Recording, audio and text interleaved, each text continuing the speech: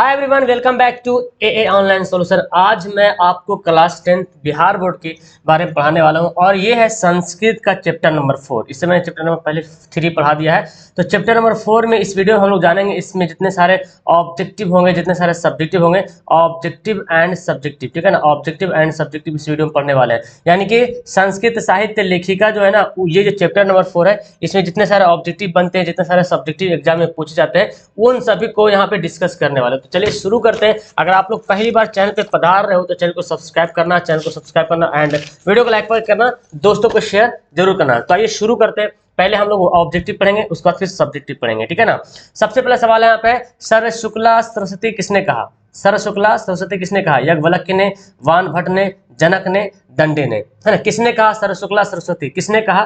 ठीक है ना। तो आंसर क्या हो जाएगा? दंडी ने कहा। ओके, ऑप्शन नंबर डी इसका राइट आंसर हो जाएगा। नेक्स्ट पढ़ते हैं, ऋग्वेद में कितनी महिलाओं का वर्णन कितनी महिला ऋषिकाओं का वर्णन प्राप्त है? ठीक है ना, बहुत इंपॉर्टेंट सवाल है कि ऋग्वेद में कितनी महिला ऋषिकाओं का वर्णन प्राप्त है। तो इसका आंसर होगा ऑप्शन नंबर ए, 24 महिला ऋषिकाओं का वर्णन प्राप्त है ऋग्वेद में। बहुत ही वेरी इंपॉर्टेंट सवाल है, इसको नोट कर लीजिएगा। अगर याद नहीं तो याद कर लीजिएगा। ओके, जनक की सभा में शास्त्रार्थ कुशला शुक्ला कौन थी?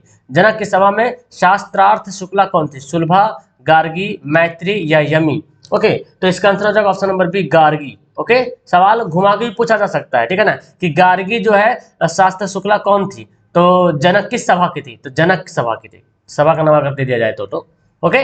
विजय भट्टारिका किसकी पत्नी थी? चंद्रादित्य या चंद्रगुप्त या चंद्रकिशोर या चंद्रशेखर? विजय भट्टारिका किसकी पत्नी थी? तो इसका आंसर हो जाएगा चंद्रादित्य। बहुत इंपॉर्टेंट सवाल एग्जाम में पूछा गया, इसलिए इसको नोट डाउन कर लीजिएगा एंड याद कर लीजिएगा। आगे सवाल है, याज्ञवल्क्य ने अपनी पत्नी को किसकी शिक्षा दी? याज्ञवल्क्य ने अपनी पत्नी को किसकी शिक्षा दी? नीति की या धर्म की या अर्थ की या आत्म सत्व की? ओके, तो यहाँ पे इसका आंसर क्या हो जाएगा? आत्म तत्व की। ओके, इस सवाल को घुमा के भी पूछा जा सकता है कि याज्ञवल्क्य ने आत्म तत्व की शिक्षा किसको दी? तो अपनी पत्नी को दी। यानी कि याज्ञवल्क्य ने अपनी पत्नी को आत्म तत्व की शिक्षा दी, ठीक है ना। तो 5 का आंसर क्या हो जाएगा? ऑप्शन नंबर डी हो जाएगा। नेक्स्ट पढ़ते हैं, पंडित क्षमाराव द्वारा रचित सत्याग्रह गीता किसके दर्शन द्वारा प्रभावित है? पंडित क्षमाराव द्वारा रचित सत्याग्रह गीता किसके दर्शन द्वारा प्रभावित है? ठीक है ना। तो 6 का आंसर हो जाएगा महात्मा गांधी के द्वारा। ओके, ऑप्शन ए बिल्कुल यहाँ पे सही आंसर हो जाएगा। आगे बढ़ते हैं, पंडित क्षमाराव किस काल की कवित्री है ना। पंडित क्षमाराव किस काल की कवित्री है? ये कवि का जो स्त्रीलिंग है कवित्री। ओके, प्राचीन काल, आधुनिक काल या मध्य काल या वर्तमान काल? ओके, तो इसका आंसर हो जाएगा आधुनिक काल। ऑप्शन नंबर क्या हो जाएगा? बी यहाँ पे बिल्कुल सही आंसर हो जाएगा। आगे बढ़ते हैं, वरदाम्बिका परिणय चंपुकाय किसकी रचना है? वरदाम्बिका परिणय चंपुकाय किसकी रचना है? तो 8 का आंसर हो जाएगा तिरुमलंबा। बहुत इंपॉर्टेंट सवाल है, तिरुमलंबा से सवाल बहुत बार पूछा गया है, इसलिए इसको ध्यान में रखेंगे एंड इसको नोट डाउन कर लीजिएगा अगर याद नहीं है तो। गंगा देवी का समय क्या है? ये भी इस सवाल पूछा गया है, वेरी इंपॉर्टेंट सवाल है। गंगा देवी का समय क्या है? 14वीं सदी, 8वीं सदी, 9वीं सदी या 12वीं सदी? ओके, गंगा देवी का समय काल कितना है? समय कितना है? तो इसका आंसर हो जाएगा 8वीं सदी, ठीक है ना। गंगा देवी का समय क्या है? 8वीं सदी। ओके, आगे है, याज्ञवल्क्य की पत्नी कौन थी? मैत्री, सुलभा, देवकुमारिका, राम भद्राम्बा? ओके, याज्ञवल्क्य की पत्नी कौन थी? तो इसका आंसर हो जाएगा मैत्री। कौन थी? याज्ञवल्क्य की पत्नी। तो याद रखेंगे, याज्ञवल्क्य की पत्नी कौन थी? मैत्री थी। और इन्होंने ही याज्ञवल्क्य ने ही अपनी पत्नी को आत्मशास्त्र की शिक्षा दी थी। ऐसे याद करेंगे, एक दूसरे को लिंकअप करके पढ़िएगा ना तो सवाल दिमाग में आ जाएगा। ऐसे सब्जेक्टिव क्वेश्चन पर अगर गौर करेंगे तो ऑब्जेक्टिव क्वेश्चन आपको बहुत ही ज्यादा मतलब आसान हो जाएगा, ठीक है ना। महाभारत में किस लेखक का उल्लेख मिलता है? महाभारत में किस लेखक का उल्लेख मिलता है? गार्गी का, मैत्री का, सुलभा का या यमी का? ओके, तो इसका आंसर हो जाएगा मैत्री का। ओके, और मैत्री कौन है? याद पता चल गया, याज्ञवल्क्य की पत्नी है। इस तरह से दिमाग में रखें, मैत्री कौन थी? याज्ञवल्क्य की पत्नी थी। तो महाभारत जो है वेद व्यास जी है ना, उनके द्वारा लिखा गया महाभारत। तो उसमें जो है मैत्री का जो है उल्लेख मिलता है। याज्ञवल्क्य ने आत्म तत्व की शिक्षा किसको दी? देखिए आगे सवाल, याज्ञवल्क्य ने आत्म तत्व की शिक्षा किसको दी? मैत्री को, गार्गी को, सुलभा को या राम भद्रम्बा को? तो याज्ञवल्क्य ने अपनी पत्नी को आत्म तत्व की शिक्षा दी थी और उसकी पत्नी कौन थी? मैत्री थी। तो 12 का आंसर क्या हो जाएगा? ऑप्शन ए हो जाएगा।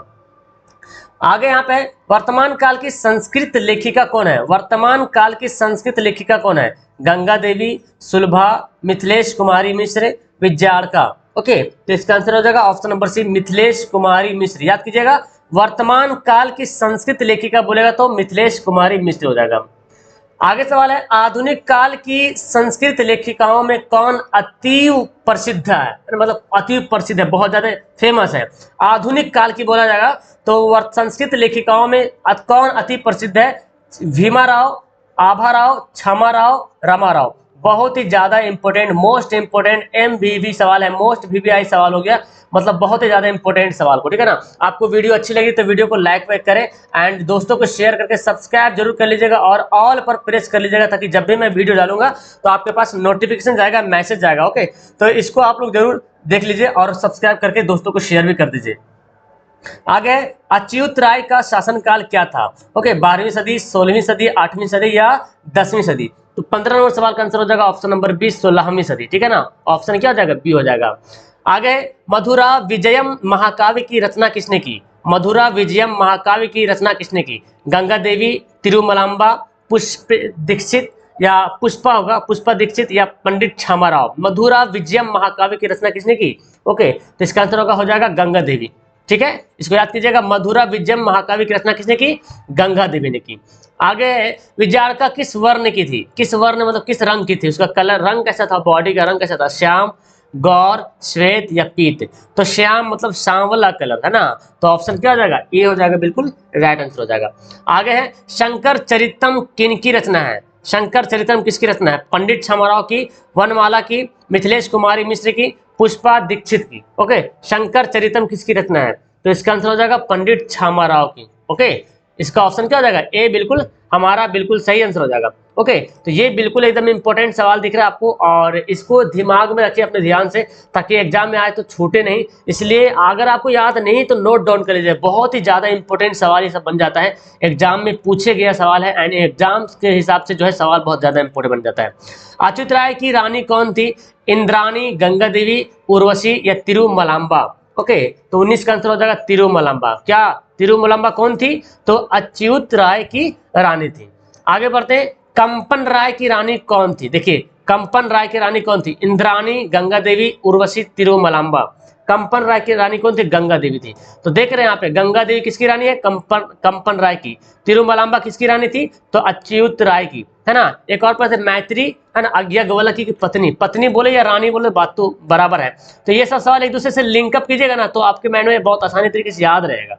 आगे बढ़ते हैं, पुरुषों और नारियों के सहयोग से किसकी गाड़ी चलती है?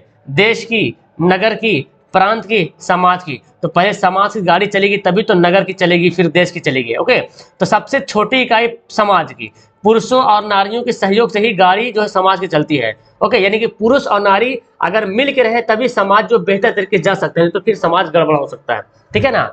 आगे सवाल पढ़ते हैं, अथर्ववेद में कितनी महिलाओं का वर्णन है? बहुत ही ज्यादा इंपॉर्टेंट सवाल बनता है आपके एग्जाम्स के व्यूज के हिसाब से। अथर्ववेद में कितनी महिलाओं का वर्णन है? 7, 5, 6, 8। ओके, तो 22 का आंसर हो जाएगा ऑप्शन नंबर बी, है ना, 5 महिलाओं का वर्णन है। आगे है, संस्कृत साहित्य लेखिका में सर्व शुक्ला सरस्वती किसे कहा गया? सर्व शुक्ला सरस्वती किसे कहा गया? पुरुष को, दुर्जन को, सज्जन को, औरत को? सर्व शुक्ला सरस्वती, है ना, सर्व शुक्ला सरस्वती किसको कहा गया? तो औरत को कहा गया। औरत जो है सर्व शुक्ला सरस्वती है, किसमें? संस्कृत साहित्य लेखिका। इस चैप्टर का नाम है संस्कृत साहित्य लेखिका, मतलब संस्कृत में साहित्य के लिखने वाली लेखिका, राइटर, महिला में। ओके, आगे, मीरा लहरी की लेखिका कौन है? मीरा लहरी की लेखिका कौन है? पुष्पा दीक्षित, तिरुमलांबा, गंगा देवी या गंगा देवी इसको लिखते हैं, है ना, पंडित क्षमा राव। तो 24 का आंसर हो जाएगा पंडित क्षमा राव। तो यहाँ पे मैंने VVI इंपोर्टेंट जो है ऑब्जेक्टिव मैंने बता दिया है, इसके अलावा और सवाल मिल सकता है, लेकिन अगर आप सब्जेक्टिव पढ़ोगे तो हालांकि ऑब्जेक्टिव बहुत सारा मिलेगा, लेकिन ये इतना ऑब्जेक्टिव बहुत ही काफी इंपॉर्टेंट आपके एग्जाम्स के लिए। Okay, so don't miss. And अगर आपको ये सवाल याद नहीं तो एक बार पढ़िए लीजिएगा। अब देखो, सवाल याद करने का सिंपल फंडा मैं बताऊं, आपको सब्जेक्टिव पढ़ना बहुत जरूरी। सब्जेक्टिव जब आप पढ़ते हो ना तो बहुत आसानी तरीके से समझ में आएगा। देखिए पढ़ते हैं और यहाँ से देखिए कितना ऑब्जेक्टिव निकल के बाहर आएगा। सवाल है, सर्व शुक्ला सरस्वती किसे कहा गया है और क्यों? सर्व शुक्ला सरस्वती विद्यारका को कहा गया। विद्यारका मतलब समझो, यहाँ पे जो हम लोग सवाल पढ़े थे महिलाओं को कहा गया, ठीक है ना। लौकिक संस्कृति में विज्ञाना की भूमिका सराहनीय है, उनके पदों की सौष्ठवता देखने को से बनती है, एक असाधारण लेखिका की पराकाष्ठा से प्रभावित होकर ही दंडी ने उसे सरशुक्ला कहा। किसने कहा था? सरशुक्ला सरस्वती किसने कहा था? तो दंडी ने कहा। क्या है? विजाना श्याम वर्ण की थी। देखिए सवाल आया था ना, श्याम कैसी वर्ण की थी? श्याम वर्ण थी, किंतु उसका कृत्या जो मृत्यु थी, मतलब संस्कृत वाला वर्ड लिखा हुआ है, नील कमल की पंखुड़ियों की तरह विज्याड़का होगा। ओके, विज्याड़का अपनी रचना में अद्भुत लेखन कला की आभा बिखेरती है। तो ये आपका इसका आंसर हो गया। तो इससे बहुत सारा ऑब्जेक्टिव देखने को मिल रहा है। इसी सवाल से जो है ना, जब आप पढ़ोगे तो इसका ऑब्जेक्टिव देखने को मिलेगा। इस पाठ से हमें क्या संदेश मिलता है? कौन सा पाठ? संस्कृत साहित्य लेखिका वाला जो पाठ, उससे क्या संदेश मिलता है? तो इस पाठ के द्वारा संस्कृत साहित्य के विकास में महिलाओं का योगदान के बारे में पता चलता है कि महिलाओं ने कितना योगदान दिया है संस्कृत में।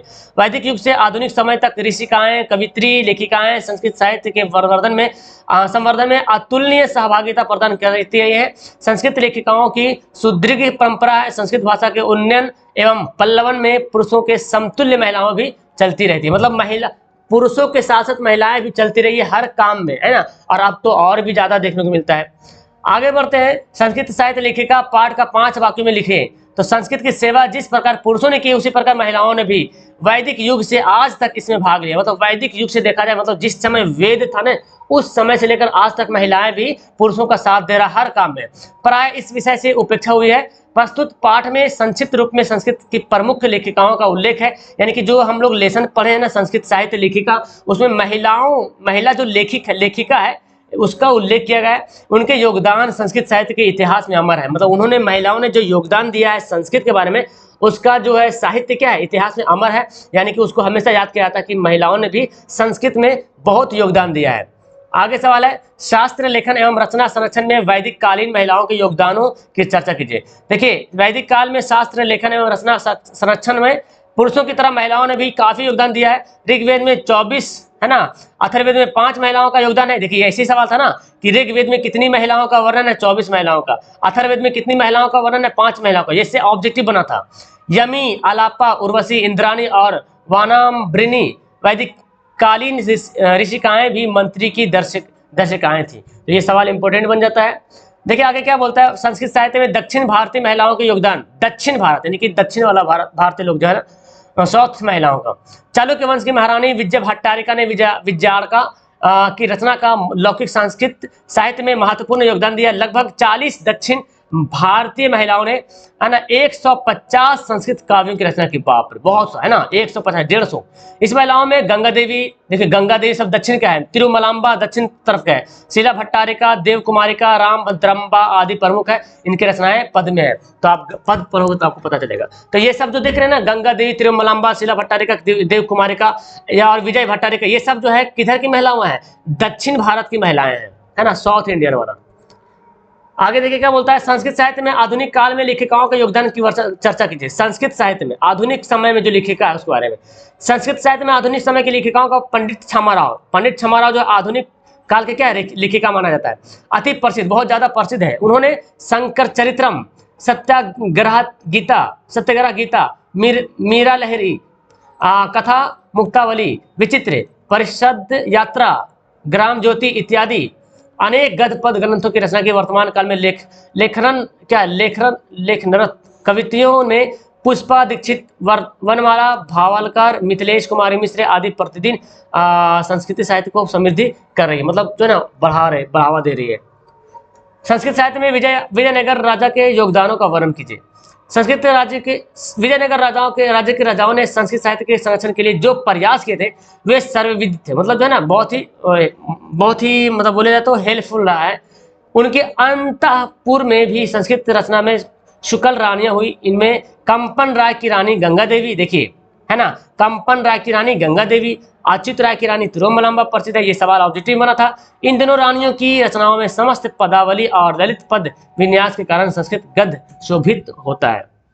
आगे सवाल है कुछ और है, संस्कृत साहित्य लेखिका पाठ में लेखक ने क्या विचार किया। संस्कृत साहित्य लेखिका पाठ में लेखक का विचार है कि प्राचीन काल से लेकर आज तक महिलाओं ने संस्कृत साहित्य में महत्वपूर्ण योगदान दिया है। दक्षिण भारत की महान साहित्यकार महिलाओं ने भी संस्कृत साहित्य का समृद्ध बनाया, मतलब बहुत ही ज्यादा हेल्प किया है।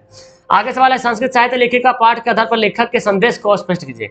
संस्कृत साहित्य लेखिका पाठ में लेखक का स्पष्ट संदेश है कि महिला और पुरुष दोनों के योगदान ही समाज से गाड़ी चलती है ना। महिला समाज पुरुष रहेगा तभी समाज की गाड़ी चल पाएगी।